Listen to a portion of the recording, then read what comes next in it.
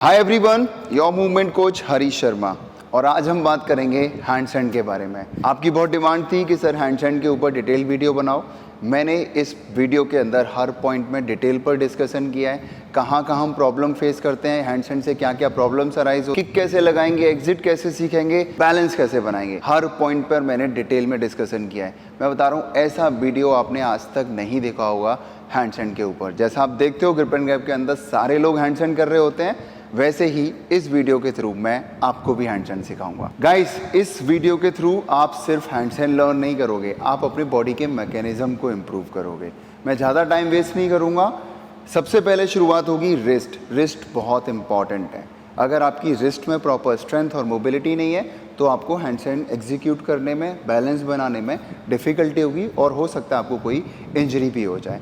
Wrist के ऊपर already मैंने डिटेल वीडियो बनाया हुआ है, आप आई बटन पर क्लिक कर सकते हो और इसका लिंक डिस्क्रिप्शन में ऑलरेडी मेंशन्ड है। तो इसकी शुरुआत होगी सबसे पहला हाई प्लैंक से। मतलब आपको हाई प्लैंक में होल्ड करना सीखना है। यहाँ से बैक में आंख नहीं बनना चाहिए, chest in, push the ground, जैसे आपको कोई पंच करने वाला है, लाइक दिस। देख रहे हो मेरा मिड बैक कितना ऊपर जा रहा है। यहाँ से हम धीरे धीरे पाइक की पोजीशन में आएंगे। अगर हमें लग रहा है ये प्रोग्रेशन हमारे लिए इजी है तो हम यहाँ से अपने लेग्स को फॉरवर्ड लेकर आएंगे। इसमें प्रॉब्लम क्या होगी, समटाइम आपकी बॉडी लीन फॉरवर्ड जाएगी। अपने शोल्डर्स को ज़्यादा लीन फॉरवर्ड नहीं जाने देना है, ग्राउंड को पुश करके अपने शोल्डर्स को एलिवेट करना है, लाइक दिस। अब इसमें एक प्रॉब्लम आएगी, अगर आपके हैमस्ट्रिंग्स फ्लेक्सिबल नहीं है तो आप अपने लेग्स को ज़्यादा पास नहीं लेकर आ सकते। हैमस्ट्रिंग की फ्लेक्सिबिलिटी के लिए मैंने ऑलरेडी एक वीडियो बनाया हुआ है जेफरसन कर्ल के रिगार्डिंग, आप आई बटन पर क्लिक कर सकते हो और इसका लिंक डिस्क्रिप्शन में मेंशन्ड है। तो हैमस्ट्रिंग की फ्लेक्सिबिलिटी के लिए आप वो फॉलो करो और अपनी आर्म्स की स्ट्रेंथ को डेवलप करने के लिए हम यहाँ पर प्रोग्रेशंस करेंगे। आप इजीली पाइक होल्ड कर पा रहे हो तो आप एलिवेशन का यूज़ करोगे। आप अपने लेग्स को, फीट को किसी बॉक्स और बेंच के ऊपर रख सकते हो, लाइक दिस। अब इसमें अपने हिप को ऊपर की ओर लेकर जाना है, लाइक दिस। अगर आप इजीली इसमें 30 to 40 सेकेंड होल्ड कर पा रहे हो 3-4 सेट्स, इसके बाद हम नेक्स्ट प्रोग्रेशन पर स्विच करेंगे, वो है रिवर्स वॉल हैंडस्टैंड। हमारा पाइक बेटर हो चुका है ऑन एलिवेशन, जिसमें हम इजीली होल्ड कर पा रहे हैं। उसकी नेक्स्ट प्रोग्रेशन है against the ball reverse handstand. Palms shoulder with apart, hip up as much as you can, जैसे मैंने आपको हाई प्लैंक टू पाइक सिखाया था। अब यहाँ से अपने एक लेग को सीधा लेकर जाना है। कुछ लोग बहुत नीचे ही रख देते हैं, क्योंकि मैं हैंडस्टैंड सिखाता हूँ तो ये बहुत कॉमन प्रॉब्लम है। यहाँ से लीड योर लेग अप, फिर दूसरा लेग ऊपर लेकर जाएंगे। अब नेक्स्ट प्रॉब्लम यहाँ पर आएगी, कुछ लोगों का आर्क क्रिएट होने लग जाता है। उसके लिए आपको ऐसे सोचना है जैसे आपके कोई पंच करने वाला है और हिप को ऊपर लेकर जाएंगे। ये देखो, this I am making arc. अब यहाँ से हिप अप, लाइक दिस। इसमें एक और प्रॉब्लम आएगा आपके साथ, अगर आपके शोल्डर में प्रॉपर मोबिलिटी नहीं है, आप बहुत वेट लिफ्टिंग करते हो, आप हैंडस्टैंड ट्राई कर रहे हो, तो उसकी वजह से भी आपकी बैक में आर्क क्रिएट होगा। शोल्डर मोबिलिटी के लिए मैंने एक डिटेल्ड वीडियो ऑलरेडी बनाया हुआ है, तो आप आई बटन पर क्लिक कर सकते हो और इसका लिंक डिस्क्रिप्शन में मेंशन्ड है। मैंने हर पॉइंट पर पहले इसीलिए वीडियो बनाया था कि आपको हैंडस्टैंड करने में डिफ़िकल्टी ना हो। बट अब इसका मतलब ये नहीं कि आप इसकी प्रैक्टिस करना बंद कर दोगे। आपको शोल्डर मोबिलिटी पर काम करना है, जेफरसन कर्ल करके हैमस्ट्रिंग की फ्लेक्सिबिलिटी पर काम करना है, रिस्ट की एक्सरसाइज ऑलरेडी मैंने दे रखी है, उस पर भी साथ के साथ काम करना है और अपनी प्रैक्टिस को भी कंटिन्यू रखना है। ये जब साथ में मैच होगा, आपका हैंडस्टैंड यूँ अनलॉक हो जाएगा। गाइस, हैंडस्टैंड की जर्नी में जो मैंने अभी तक बताया था, ये सब कुछ बहुत ईजी था, बट सब लोग गिव अप करते हैं हैंडस्टैंड किक करते टाइम। पेशेंस भी चाहिए, डर भी लगता है और गिविंग अप माइंडसेट भी आता है। इसके लिए आज हम क्या क्या ड्रिल करने वाले हैं, ये मैं बहुत इजी वे में बताऊंगा। सबसे पहला है पाइक। अगर आप पाइक में इजीली होल्ड करना सीख चुके हो, रिवर्स हैंडस्टैंड में आप अपने आर्म्स पर लोड डालना सीख चुके हो, तो इसमें अब आपको किक कैसे करना है ये मैं बताने जा रहा हूँ। यहाँ से मेक पाइक। अगर मैं राइट लेग से किक कर रहा हूँ तो take your left leg forward and right leg off the ground. अगर मेरे टोस पर मुझे वेट लेने की आदत नहीं है, मेरे एंकल में उतनी स्ट्रेंथ नहीं है, तो मैं अपने हील को रेज नहीं कर पाऊंगा। ये क्यों इंपॉर्टेंट है? अगर आपका बॉडी वेट पीछे चला जाएगा, लाइक दिस। अगर आपको आर्म्स पर वेट डालना है तो आपके हील का लिफ्ट करना बहुत इंपॉर्टेंट है, तभी आप आर्म्स पर वेट फील कर पाओगे। Right leg off the ground, सिर्फ आपको किक करना सीखना है लाइक दिस। अगर आपका राइट लेग से किक इजीली हो पा रहा है तो आप लेफ्ट लेग से भी किक करोगे। लेफ्ट लेग से किक करना थोड़ा डिफिकल्ट होगा क्योंकि ब्रेन का कोऑर्डिनेशन थोड़ा कम होता है, तो ऐसा लगेगा कि इससे तो हो ही नहीं पा रहा है। ये प्रॉब्लम मैं डेली फेस करता हूँ।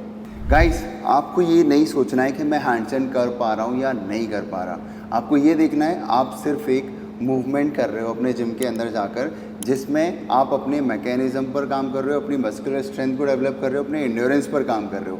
आपको बस यही सोचना है। यू आर बर्निंग कैलोरीज, मतलब बर्पी से काफ़ी अच्छा है ये। इसमें सेंस ऑफ अचीवमेंट भी मिलता है। ऐसा नहीं लग रहा है कि हम क्यों कर रहे हैं ये मूवमेंट। तो you are burning calories, you are gaining strength and you are improving your mechanism. तो ये जो गिविंग अप माइंडसेट आता है ना कि मुझसे हो नहीं पा रहा है, क्योंकि मैं सच बता रहा हूँ, सबसे पहले गिविंग अप माइंडसेट आएगा। चलो बस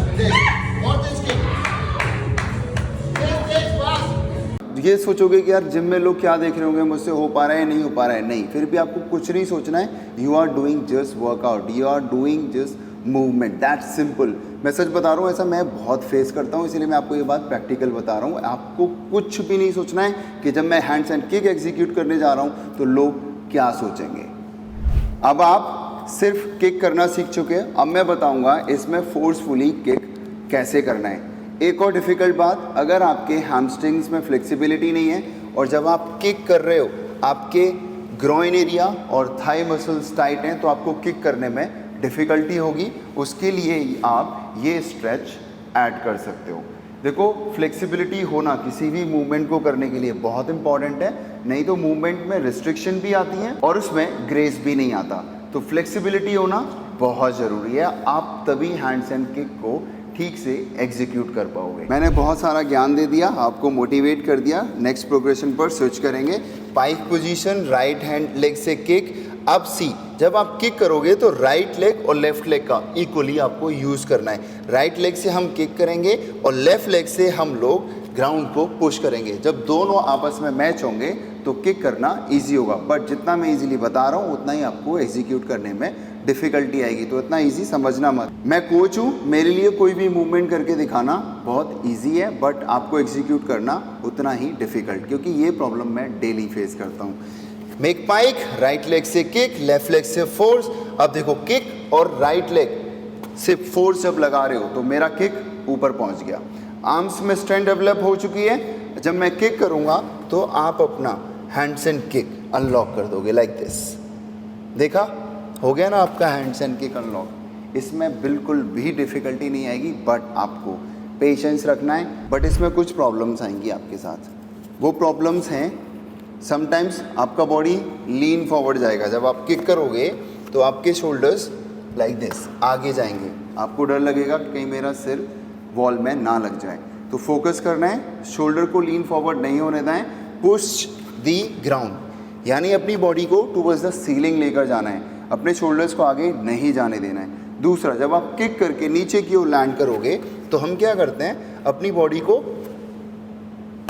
लूज छोड़ देते हैं लाइक दिस। मैं बहुत लोगों के साथ ये प्रॉब्लम फेस करता हूँ। और इसमें एक और प्रॉब्लम आती है कि हो सकता है उनके टो में इंजरी हो जाए, तो ये प्रिवेंशन आपको पहले ही लेकर चलना है। स्लो चलना है, बट इंजरी नहीं लेनी है। अभी मैंने बताया किक करते टाइम दो प्रॉब्लम आएंगी, बॉडी वेट लीन फॉरवर्ड आएगा, जब आप लैंड करोगे तो आप बहुत प्रेशर से नीचे आने वाले हो। इसमें एक और प्रॉब्लम आएगी, जब आप हैंड्स एंड किक करके ऊपर जाओगे तो हो सकता है आपको साइड में फॉल होने के चांसेस हों लाइक दिस। सी, मैंने किक किया, मैं नहीं सेंस कर पाया तो मैं ऐसे भी गिर सकता हूँ, बट इट्स नॉर्मल। गिरना कोई गलत नहीं होता है, इसको हम मिस्टेक नहीं बोलते हैं। अब इसमें नेक्स्ट प्रोग्रेशन ऐड करनी है कि मैं हैंड्स एंड किक करना सीख चुका हूँ, मुझे वॉल पर जाने के बाद अपनी बॉडी का वेट अपने आर्म्स पर लेना सीखना है। सी दिस, ये मैं गया, ठीक है, समटाइम नीचे आ जाऊँगा मैं, बट जैसे ही कभी ऊपर गया तो यहाँ पर मुझे होल्ड करना है लाइक दिस। एटलीस्ट 1 मिनट का होल्ड आना चाहिए, इससे आपकी अवेयरनेस डेवलप होगी, आपके आर्म्स की स्ट्रेंथ डेवलप होगी। अब मैं नीचे से हैंड्स एंड किक करना सीख चुका हूँ, अब मैं बताऊँगा ऊपर से हैंड्स एंड किक कैसे करना है। सी, कुछ लोगों को आपने कार्टव्हील करते हुए देखा होगा, वो किक करते हैं लाइक दिस, ठीक है। अब इसमें क्या करना है, मैं वॉल से एक डिस्टेंस पर खड़ा हुआ हूँ, ये डिस्टेंस है ऑलमोस्ट 1.5 मीटर, राइट। अब मैं अपने राइट लेग को फॉरवर्ड लूँगा, दिस, पहले आपको सिर्फ इतना ही करना है, 1, ठीक है। फिर उसके बाद आपको ग्राउंड को टच करना है, 2, ये बहुत इंपॉर्टेंट है, फ्रस्ट्रेटिंग है बट बहुत इंपॉर्टेंट है। देखो कोई भी टेक्निक जब तक वैलिड होती है जब तक आप किसी स्किल को अचीव ना कर लो। अब जैसे मैं एक्सपर्ट हूँ, मेरा मन जैसे आए मैं हैंडस्टैंड किक कर सकता हूँ। किक को अच्छे से समझते हैं, left leg forward, right leg से किक, बॉडी वेट हम अपने आर्म्स पर लेना सीख चुके हैं और अब हमें हैंडस्टैंड किक को एग्जीक्यूट करना है। सी दिस 1, इसमें काफ़ी स्मूथली आप ऊपर जाने वाले हो। जब आप ऊपर से किक करते हो तो इसमें एफर्ट कम लगता है, बट फिर भी इतना इजी नहीं होगा, पेशेंस रखना इम्पॉर्टेंट है। गाइस, आप हैंडस्टैंड किक करना सीख चुके हो, अपने आर्म्स पर लोड लेना सीख चुके हो, अब आपको करना है controlled handstand kick. Control handstand kick बहुत इंपॉर्टेंट है for the balance and handstand exit. कुछ लोग जब ज़्यादा किक करते हैं तो दे विल फॉल फॉरवर्ड, अगर कम करेंगे तो दे विल फॉल बैक, जहाँ से उन्होंने हैंडस्टैंड स्टार्ट किया था। कंट्रोल हैंडस्टैंड क्यों इंपॉर्टेंट है ये समझना आप। अगर मैंने ओवर किक किया लाइक दिस तो आई विल फॉल, मुझे तो ब्रिज आता है तो मैंने तो खुद को संभाल लिया, बट आप नहीं संभाल पाओगे, आप बैक के थ्रू गिरने वाले हो। अगर मेरा किक उतना प्रेशर के साथ नहीं आया तो देखना क्या प्रॉब्लम आएगी, मैं जाऊंगा और वापस आऊँगा। लोगों की हैंडस्टैंड जर्नी यहीं पर अटक जाती है। सबसे इम्पॉर्टेंट है हैंडस्टैंड एग्जिट। क्यों? क्योंकि उसमें डर लगता है, बट मैं आपको डरने नहीं दूंगा। देखो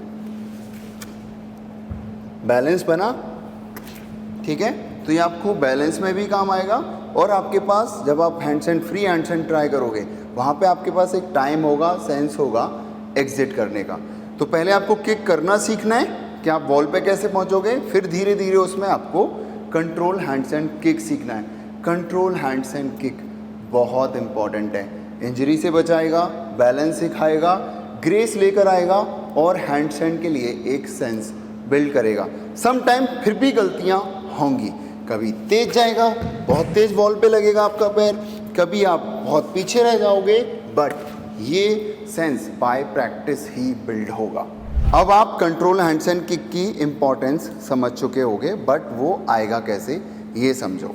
सी किक आ चुका है मुझे, यहाँ से left leg forward, right leg से किक, आपने लेफ़्ट लेग से फोर्स लाके बस वापस आ जाना है। अब मुझे किक थोड़ा कम था, अब क्या करूँगा, मैं थोड़ा किक को बढ़ाऊँगा लाइक दिस, सी दिस, देखा। अब इसमें आप देख रहे होगे I am making L shape. मैंने अपने लेफ़्ट लेग से ग्राउंड को पुश किया है लाइक दिस और उसके बाद अपने लेफ़्ट लेग को साथ कैरी नहीं किया है, सी दिस। अब देखो देखो मेरा पैर नीचे है, इससे मुझे कंट्रोल हैंडस्टैंड किक सीखने में हेल्प मिलेगी। अभी मैंने बताया लेफ़्ट लेग का इंपॉर्टेंस कि जब आप किक करोगे तो लेफ़्ट लेग को कंट्रोल करना है। अब इसमें कंट्रोल क्यों करना है, अगर मैंने लेफ़्ट लेग से फोर्स लगाने के बाद मैंने दोनों लेग्स को साथ कैरी किया तो मैं फॉल हो जाऊंगा, सी दिस। अब देखो ये कंट्रोल नहीं रहा ना, चला गया। तो कंट्रोल हैंडस्टैंड किक के लिए अपने लेफ़्ट लेग को कंट्रोल करना बहुत इंपॉर्टेंट है। गाइस, अभी मैंने आपको कंट्रोल हैंडस्टैंड किक सिखाया था वॉल के पास, वहाँ पर आपके पास कॉन्फिडेंस था, आपको डर नहीं था, तो आप इजीली वहाँ पर कर पाओगे। बट जैसे ही आप ग्राउंड में आओगे जहाँ पर आपके पास कोई सपोर्ट नहीं होगा, आपका कॉन्फिडेंस डाउन जाएगा, डर लगेगा, बट फिर भी नहीं डरना है। बट अभी फियर को ओवरकम करने के लिए ये छोटे छोटे स्टेप्स बहुत मैटर करते हैं। फिर से देखो, आप हैंडस्टैंड किक किया, अब मैंने अपना लेफ़्ट लेग फॉरवर्ड ले लिया। हो सकता है किसी का राइट कंफर्टेबल हो, किसी का लेफ़्ट, तो वो आपको करने के बाद ही पता चलेगा आपका कौन सा हैंड कंफर्टेबल है। गाइस, ये सब तभी पॉसिबल हो पाएगा जब आपके आर्म्स में इनफ स्ट्रेंथ होगी, आप खुद के बॉडी को हैंडल कर सकते हो। अदरवाइज़ आर्म्स में स्ट्रेंथ नहीं होगी तो आप एग्जिट भी ठीक से नहीं कर पाओगे। एक और बात, अगर आपके शोल्डर में प्रॉपर मोबिलिटी नहीं है तो आपको किक करने में डिफ़िकल्टी होगी। जब आप ऊपर जाओगे तो आपकी बैक में आर्क बनेगा, सी दिस, ऐसे। क्यों? एक तो मेरे आर्म्स में स्ट्रेंथ नहीं है और दूसरा मैंने इतनी वेट लिफ्टिंग कर रखी है, कभी फ्लेक्सिबिलिटी पर काम नहीं किया है, तो फ्लेक्सिबिलिटी भी कम है। जब मेरे आर्म्स ओवरहेड जाएंगे तो इस मूवमेंट को मेरी बॉडी लोअर बैक से कॉम्पनसेट कर देगी। शोल्डर मोबिलिटी के ऊपर ऑलरेडी मैंने एक वीडियो बनाया हुआ है, you can check this out, link description में मेंशन्ड है। एक और बात, किसी किसी को गिरने में डर लगेगा, डरना नहीं है। मैं फिर से बता रहा हूँ, जब आप ये हैंडस्टैंड फ्री हैंडस्टैंड ट्राई करोगे ना तो डर लगेगा, और डर इस जर्नी का पार्ट है, क्योंकि सारे लोग यहीं पर गिव अप करते हैं। अगर आप गिव अप करना नहीं चाहते हो ना तो आपने ये स्टेप फॉलो करना है। सीधे मैं गया, अगर मान लो मुझे 1% गिराना भी है तो मुझे अपने एल्बो को ग्राउंड पर रखना है। सीधे मैं गया, किक दिस, देखा कितना स्मूथ लैंडिंग थी। मैं ऐसे कोई सी मूवी में लैंडिंग कर रहा हूँ, मैं ऐसे ही फील करना है। एक और बात सबसे इम्पॉर्टेंट, किसी भी मूवमेंट को करने से पहले एक बार उसकी अपने ब्रेन में पिक्चर क्रिएट करना बहुत ज़रूरी है। मैं ऐसे गिरूँगा, मेरा एल्बो आएगा, राइट, बहुत इंपॉर्टेंट होता है। अगर आप गलती से फॉल हो भी रहे हो तो उसका एग्जिट कैसे लेना है, ये देखो किया मैंने। अगर मैं फॉल हो रहा हूँ तो देखो, मैं टर्न किया, मैं साइड हिप और अपने एल्बो पर फॉल करूँगा। फॉल होना पार्ट है, ठीक है, तो ये कोई गलती नहीं है। जो फॉल से डरेगा वो हैंडस्टैंड नहीं सीख सकता है फ्री, क्योंकि हैंडस्टैंड की जर्नी सबसे ज़्यादा डिफ़िकल्ट है। यहाँ तक कि आपको फॉल आ गया, एग्जिट करना आ गया, फिर आपको कुछ नहीं करना है, आप बस प्रैक्टिस करते रहो। आई एम टेलिंग यू, आप खुद बैलेंस बनाना सीख जाओगे।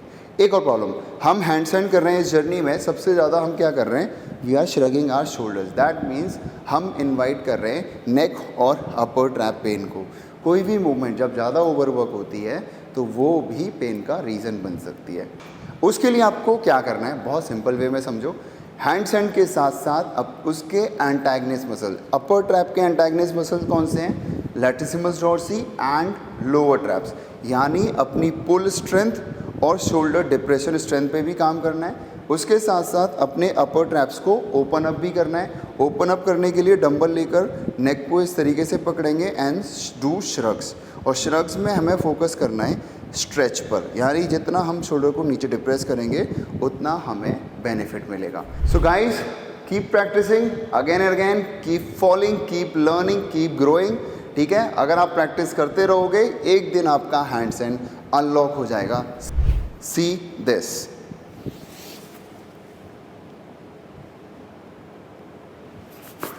देखा, हो गया ना। बट प्रैक्टिस करते रहना है, गिव अप नहीं करना है। आप सिर्फ हैंडस्टैंड नहीं अनलॉक कर रहे हो, अपनी शोल्डर मोबिलिटी को बढ़ा रहे हो, अपने ग्रॉइन एरिया की फ्लेक्सिबिलिटी को डेवलप कर रहे हो, अपनी ग्लूट स्ट्रेंथ को डेवलप कर रहे हो। तो आप सिर्फ हैंडस्टैंड नहीं कर रहे हो, आप इसको करने के बाद जो फील करोगे ना, yes I am different. Guys यार, बहुत मेहनत लगती है ये वीडियो शूट करने में, आप तक पहुंचाने में, ठीक है। बहुत पेशेंस चाहिए मुझे भी, और उतना पेशेंस के साथ मैं ये काम कर रहा हूँ क्योंकि मैं आपको सिखाना चाहता हूँ। मैं नहीं चाहता कि आप इस वीडियो से भी आपको ऐसा लगे कि सिर्फ व्यूज़ के लिए हो रहा है काम। नहीं, व्यूज़ के लिए तो काम हो रहा ही हो रहा है, मुझे भी ग्रो करना है, आपको भी ग्रो करना है, उसमें नो डाउट। बट मैं जो आपको नॉलेज दे रहा हूँ ना, वो मैंने 12 साल में एक्सपीरियंस करके गेन की है, तो इतना आसान नहीं है ये मेरे लिए भी। आपको भी ग्रोथ चाहिए, मुझे भी ग्रोथ चाहिए, ऑनेस्टली दिल से बोल रहा हूँ मैं ये बात। तो subscribe my channel and share as much as you can, please यार कर देना, मुझे भी मोटिवेशन मिलना चाहिए।